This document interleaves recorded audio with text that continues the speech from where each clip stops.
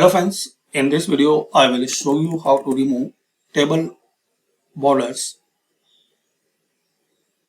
Hello friends, in this video I will show you how to add table borders. So firstly type table,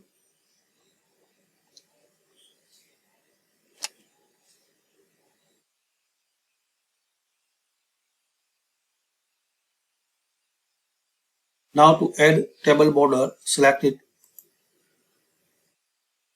Now click here and select all borders, this one.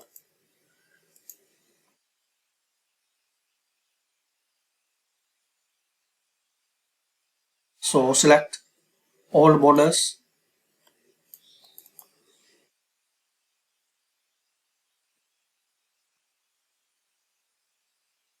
then select it and change the border color.